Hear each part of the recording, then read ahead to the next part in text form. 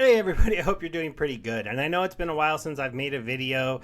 I was going to do a bigger giveaway and that's going to be tomorrow. So I hope a lot of you can come to the live stream and I can get some more people to sign up. Because right now I only have around 7 people signed up trying to get the free land for Nintia I'm giving away, for the 20 Splinterland packs I plan to give away, a few legendary cards I want to give away and stuff. But we're going to have to see how the live stream goes, see who's there, see if we can get the giveaway stuff working. It should be pretty fun.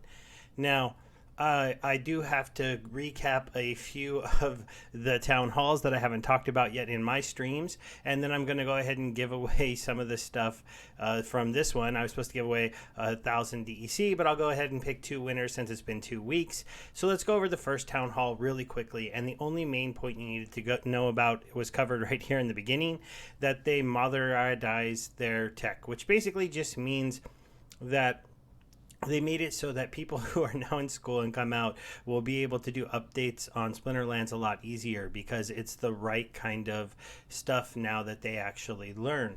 And that's not a big deal, you would think, but it is really cool because it allows them to, I think, get a lot more people that will be able to come into, look at the setup of the system, and make updates a lot faster. It also makes it so that the thing can be worked on in different parts without messing up other parts, and hopefully it makes this giant book they talk about of the code of Splinterlands a lot easier for people to work with. And it is because, you know, this was basically done by Matt when the company was small. It was just him. It was his baby. But now it's being updated to more, you know, the more updated versions of code. I'm not a coder, so I don't know exactly the kind of updates or how to talk about them. But it does make sense to me that you want your tech to be modernized and that to be up to like the newer kind of ways that they do things, because that's the way that most new people who come into the world of coding are going to want to do things, and it also is usually just cleaner and easier to work with. This also sets them up hopefully to finally do enhances to the mobile client, because the problem is the back-end code was not very friendly for the mobile client, and that could be the biggest update from 2 weeks ago that maybe some people overlook. I'm not going to go over a lot of the other things here. They talked some about the tournaments, but most of it was just meeting new members of the team. Nate wasn't here, Matt wasn't here. This was probably one of the more simple ones, and that's why I didn't rush when I was dealing with a sick kid last week to try to make a video. Now, don't worry, it was just a cough and stuff, but she was just here all day, all week, and you can't ignore them, right? Now, this last week's town hall, Nate came back, and so that was kind of exciting because we got to see some fun eye candy. I'm not the biggest fan of all the cool art and stuff like that when I'm in Luke's channel, which hopefully some of you are watching it when I go over there, but the truth is better art is good. You want to now that the game is, you know, trying to take its place as one of the best play to earn and play and earn games with some of the coolest things out there, you need to see good quality art when people come to check it out. It can't look bad, it can't look cheesy, otherwise people will walk away. I'm not as excited about trying to make the game interactive and the monsters move and stuff like that. Battles happen so quickly. I don't know that adding animations will make them a lot better, and I don't know that it will enhance the gameplay. Hopefully, if they have an animation mode, they also let us just play in the old card mode that we're all used to. Now, some of the updates that came out here were in the developments that basically maybe this new coding standard is going to help us, because we've already got ranked reward changes being tested. So that means that could be coming out very soon, and they do plan to have it come out in the first season of June, which wouldn't be the season that's ending in a few days or the season that starts right after that, but I believe it'd be the one after that that would start a few days into June. We got the SPS validator node license update that they should be putting out a post on when they will go on sale. We are all kind of hoping for the crypto market to continue to rebound like it has today a little bit, so hopefully SPS isn't sitting down at a penny when it comes time to buy these. Otherwise, you know, a whole lot of SPS is going to disappear into these validators, but also it might stop some people who are planning on purchasing one from being able to. And I do think they really need to get this out there and done, because it could be messing with some speculation on the token, as people don't want to be holding a few $1,000s worth of SPS and watching it go down and down and down if it's going to go down with the rest of the market. And so they're dumping it, and it's causing problems because they have no idea when they're going to have to spend it on that node. And so there's a bit of a game played here, depending on how much of the SPS token they have. We had some marketing updates that were pretty cool. And, tournaments, it's kind of interesting to see that we could have some big sponsored tournaments coming up, but I do know that they have to clean up some of the back end of the code. And my friend Cryptomancer did a great video. You should check his channel out today. I'll have a link in the description if you're not watching his stuff. But he talked about, showing an example of a bot that looks to be obviously trading wins. And that's a very problematic thing, especially because for very big tournaments, you could very easily have somebody try to get a few bots in there to trade wins and stuff like that, and they might not be able to win the tournament, but Splinterlands can be pretty generous, and maybe they can make top 8 that way, or they can make top 24, and they still might get a decent play out, and they didn't really earn it or deserve it, and they're taking money out of the true players' hands. I'm glad he threw that video out there, and I do want to support it. That's why I'm going to have a link in the video description, so you should check that out.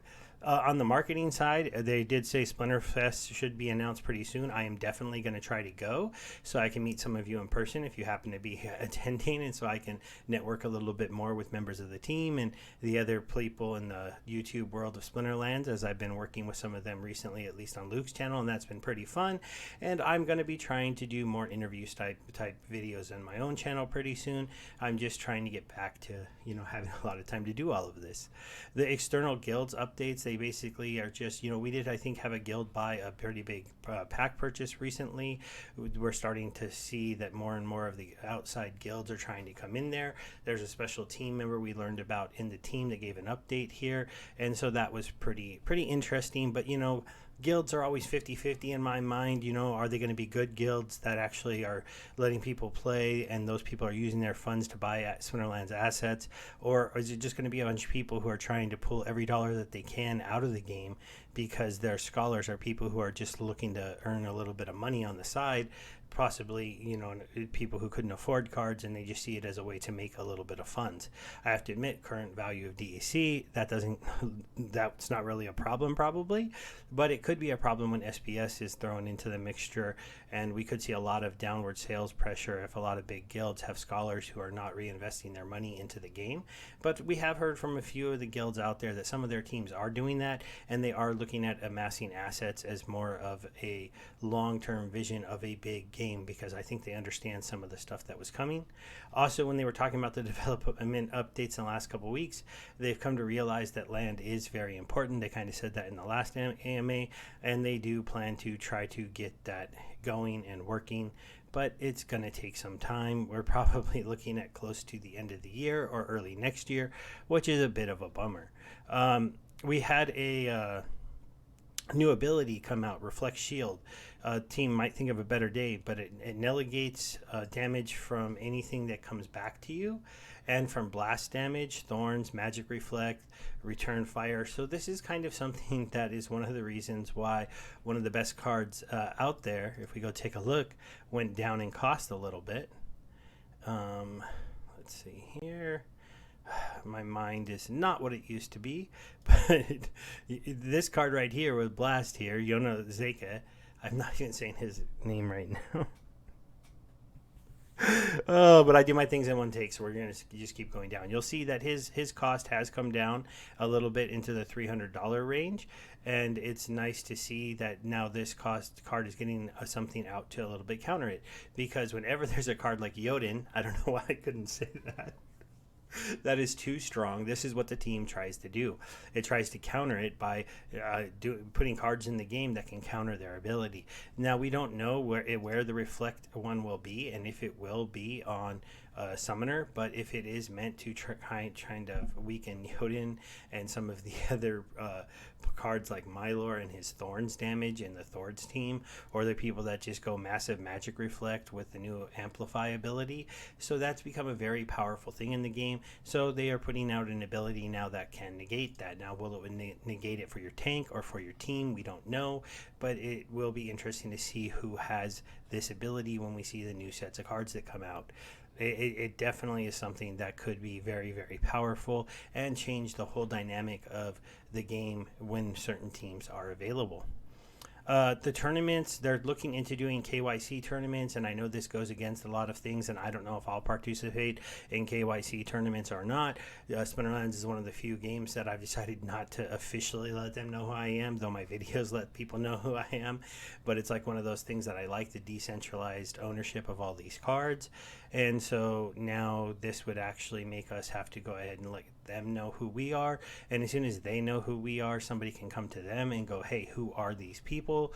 But they are basically saying that you have to have the KYC tournaments if you want to have some of the biggest sponsors out there, because big sponsors don't want to throw out big prizes to people who are running bot farms, to fake accounts, or to any other kind of weird things that you might have going on. They did give us the order that the summoners will come out. Now, life made sense to me a little bit. I was surprised fire goes second. I feel like the fire team is already so powerful, and they're going to get there second. Then water, again, a powerful team goes after that. I do think earth needed a little bit of help, because while it's really good for a few rule sets, in general, unless it's a special rule set, I don't go to my earth team very much. And I thought death needed a lot of help, and it's not getting its card until almost last. And the dragon always goes last, and that's more because it's the dragon card that everybody wants, and so they want to make people wait for it to help sell a lot of packs. We got something kind of interesting that happened during the last update, where they gave us these 3 card options and people were able to vote for them. I personally would have voted for 3 or 1, and I think those were the 2 closest, and I think 3 ended up taking it home. We did see, now this gives you kind of an idea of the different chest formats. And so now when you play in bronze, you're going to get this, silver this, gold this, diamond this, champion this. And what's in these chests is going to vary a lot, but every single time you complete your quest, you're not going to be opening 1 or even 2. You're probably going to be opening 5 or 6 chests, but you know, these ones are going to be much better to open than these ones. And it's going to be actually maybe fun to start streaming sometimes and opening up these chests if they are going to be possibly carrying very cool things when I'm in the top. We got a little sneak peek at some of the different rewards cards that are coming out, so you can try to maybe guess a little bit based on this wallpaper who they are. Like, this assassin could be a sneak monster. This giant hippo holding some kind of club might be some kind of tank. I don't know about the werewolf, maybe a sneak monster or something like that. We seem to have some kind of death spirit, a flying bat of some sort. You got that plant that they did an animation for, we'll see down below. This guy, maybe, I don't know. Is he a summoner? I don't know. See, here's one of their animations. So would you like to play Vampiric Blossom and see that on the board, or just see the card with the cool art? You tell me. I don't know for sure what is better. These node pictures were kind of interesting. I plan on trying to purchase a validator node, so having somewhere in the game where I can go and maybe it would say Steve's node or something like that, it would be kind of cool. We got a node activation animation, so that's kind of just like a fun little thing once you get your node set up and working.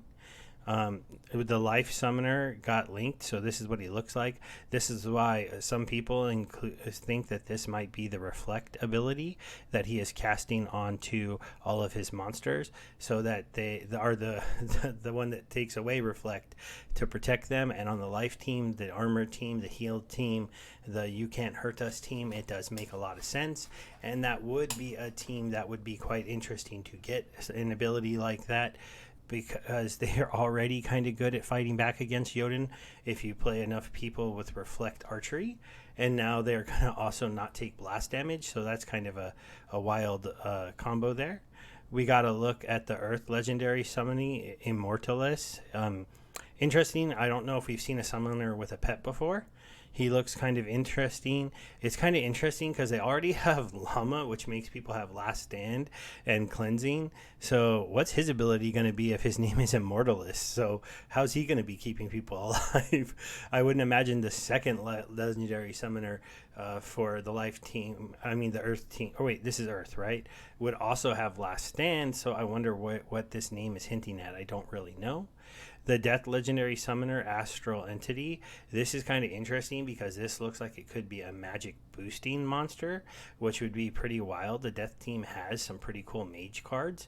If you could actually boost them, they'd be much more playable, which would be pretty cool. They don't have a boost ability at all on their team for magic, and we did see that magic boost went off to the Earth team now, so it's not a water ability only. There's two teams that have really good magic teams that could use a magic boost. So what if the life summoner is +1 magic and reflectability? Maybe the death one is +1 magic and void. That would be kind of interesting. Give your whole team void and give them all a magic boost, so even if it is getting reflected, they don't take as much damage. I think that would be kind of cool. So that kind of covers all of these things. So now we'll go ahead and get into the wheel, and we'll give away some DEC, and then we'll talk a little bit more about the giveaway. So in the giveaway, I'm going to be giving away at least one land from Nintia Estate that was donated to me. It's possible some more lands are going to be donated.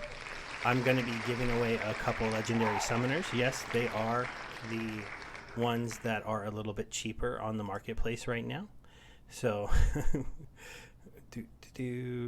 I'm not legendary summoners. I'm so sorry, guys. Legendary cards. Oh, so I'll pick some from these lower rolls to go ahead and give away to some people, and they won't all be these three, but there'll be a couple of these ones going out. I have a large amount of packs, so I'm going to give away at least 20 of these. Maybe I'll give away 1 or 2 of the Untamed packs. I just want to do something a little fun with how crappy the market has been. Right now, I have to send off some DEC. As you can see, I've started to buy a little bit of DEC over on Binance Smart Chain, but it is not a lot. It has just been a tiny bit with some of my farmed money out there. When DEC is down low like this, I go ahead and start to stack it up because I feel like at worst comes to worst, I'll just trade in 4,000 DEC for some packs later on, and that'll just be something that's kind of a little boost. All right, there's our first winner. We'll remove him, and we'll do one more spin to make up for the week I missed.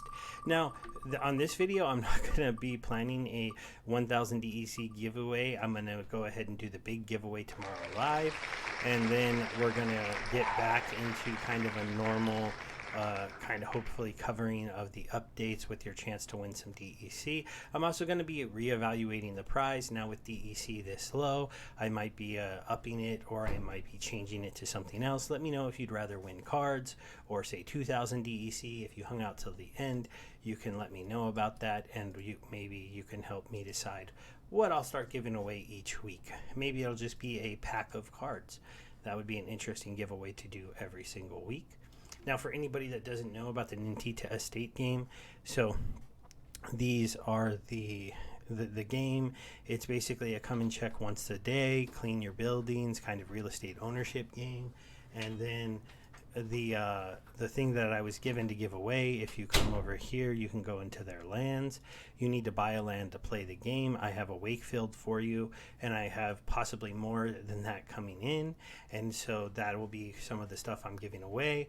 I also have some other videos I plan to come out with later on tonight that wants to get that might be included. So hopefully I see a lot of you tomorrow. I'm going to be trying to do that stream around 11 a.m. Pacific Standard Time.